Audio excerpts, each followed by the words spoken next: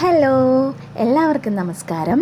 ഇന്ന് നമുക്ക് നല്ലൊരു കൂന്തൽ റോസ്റ്റും ഏരി മീൻ കറിയും എങ്ങനെയാണ് വയ്ക്കുന്നതെന്ന് നോക്കാം അല്ലേ.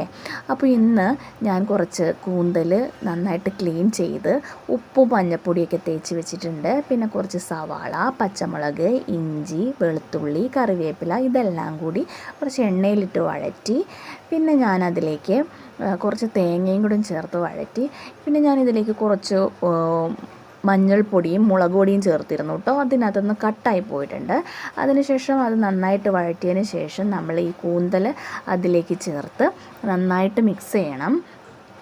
പിന്നെ ഞാനിതിലേക്ക് ഈ വലിപ്പമുള്ളൊരു കുടംപുളി ചേർക്കുന്നുണ്ട് കേട്ടോ. ചിലർ തക്കാളി ചേർക്കും, എനിക്കെന്തോ തക്കാളിയുടെ ടേസ്റ്റ് ഇഷ്ടമല്ല. ഞാനിവിടെ ഒരു കുടംപുളിയാണ് ചേർത്തിരിക്കുന്നത്. അതും കൂടെ ചേർത്ത് നന്നായിട്ട് റോസ്റ്റ് ചെയ്തെടുത്തതിന് ശേഷം ഒരു 10-15 മിനിറ്റ് വേവിച്ചിട്ടുണ്ട് കേട്ടോ. എന്നിട്ട് നമ്മളതിലേക്ക് കുറച്ച് കുരുമുളക് പൊടിയും ഗരം മസാലയും കൂടി ആഡ് ചെയ്തു. ഇത് നന്നായിട്ടൊന്ന് വീണ്ടും ഇളക്കി റോസ്റ്റ് ചെയ്തെടുത്തതിന് ശേഷം നമ്മൾ പിന്നെ ഇതിലേക്ക് കുറച്ച് പച്ച വെളിച്ചെണ്ണയും കൂടെ ചേർക്കുന്നുണ്ട്.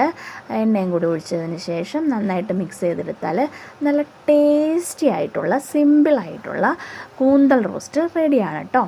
ഇനി അടുത്തതായിട്ട് നമ്മുടെ ഏരി മീൻ കറി എങ്ങനെ വെക്കുന്നതെന്ന് നോക്കാം. അതിപ്പോൾ അമ്മയാണ് കേട്ടോ വെക്കുന്നത്.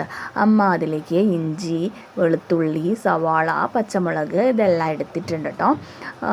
അപ്പോൾ ഇഞ്ചിയും വെളുത്തുള്ളിയും ചതച്ചിട്ടാണ് എടുത്തെടുക്കുന്നത്.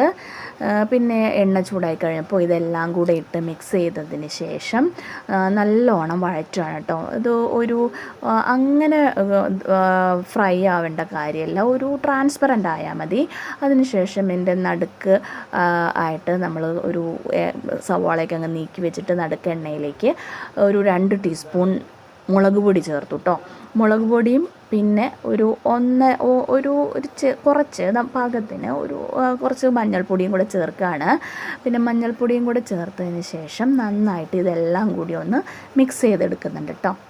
ഇതെല്ലാം കൂടെ മിക്സ് ചെയ്ത് അതിന് ശേഷം പിന്നെ നമ്മൾ ചേർക്കാൻ പോകുന്നത് തേങ്ങയുടെ പാലാണ്. ഇത് 2ാം പാലാണ് കേട്ടോ. പിന്നെ ഒരു 5 കുടംപുളിയും കൂടെ ചേർത്തിട്ടുണ്ട്. നന്നായിട്ട് കഴുകി വൃത്തിയാക്കിയ കുടംപുളി കൂടെ ചേർത്തിട്ടുണ്ട്.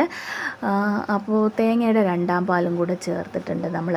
ഇനി അത് നന്നായിട്ട് മിക്സ് ചെയ്യണം. അമ്മയുടെ ഈ മീൻ കറി നല്ല ടേസ്റ്റാണ് കേട്ടോ. നിങ്ങൾ ഒരിക്കലെങ്കിലും ഇതൊന്ന് ഉണ്ടാക്കി നോക്കണം കേട്ടോ.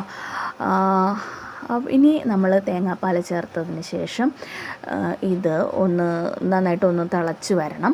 തിളച്ച് വന്നതിന് ശേഷം നമ്മൾ കഴുകി വൃത്തിയാക്കി വെച്ചിട്ടുള്ള ഏരി മീൻ നല്ല ടേസ്റ്റാണ് കേട്ടോ. തേങ്ങാപ്പാൽ ഒഴിച്ച് വെച്ച് കഴിഞ്ഞാൽ ഏരി മീൻ കൂടെ ചേർത്തിട്ട് ഒന്ന് നന്നായിട്ട് മിക്സ് ചെയ്ത് ഇതൊന്ന് കുറച്ച് നേരം വേവാൻ വയ്ക്കണം. ഞങ്ങളിതൊരു 10-15 മിനിറ്റോളം വേവാൻ വെച്ചിട്ടുണ്ടായിരുന്നു. ഇത് നന്നായിട്ട് മിക്സ് ചെയ്ത് ഒരു മൂടി വെച്ചു. എന്നിട്ട് ഒരു 15 മിനിറ്റ് വെച്ചേക്കാം. 15 മിനിറ്റിന് ശേഷം തുറന്നിട്ട് അപ്പോഴേക്കും കുറേ വെള്ളമൊക്കെ ഒന്ന് വറ്റിയിട്ടുണ്ടാകും. 1ാം പാലും കൂടെ ചേർക്കണം കേട്ടോ. 1ാം പാല് ചേർത്തതിന് ശേഷം അങ്ങനെ ഭയങ്കരമായിട്ട് തിളയ്ക്കണ്ട. ജസ്റ്റ് ഒരു ചെറിയൊരു തിള വന്നാൽ മതി, ഒരുപാട് തിളയ്ക്കണ്ട കേട്ടോ. അപ്പോൾ ഇതുപോലെ വന്ന് കഴിയുമ്പോഴേക്കും നമ്മുടെ ടേസ്റ്റി ആയിട്ടുള്ള ഏരി മീൻ കറി റെഡിയാണ് കേട്ടോ. പിന്നെ ഞങ്ങൾ കുറച്ച് മീനും കൂടെ വറുത്തെടുത്തിട്ടുണ്ടായിരുന്നു. അപ്പോൾ ഇതാണ് ഞങ്ങളുടെ ഇന്നത്തെ അത്താഴം.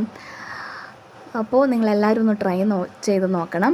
എൻ്റെ ചാനൽ ഇഷ്ടമാവുകയാണെന്നുണ്ടെങ്കിൽ നിങ്ങൾ ലൈക്ക് ചെയ്യുകയും കമൻറ്റ് ചെയ്യുകയും സബ്സ്ക്രൈബ് ചെയ്യുകയും ചെയ്യണം കേട്ടോ. അപ്പോൾ ഓക്കെ, ടാറ്റാ, ബൈ ബൈ.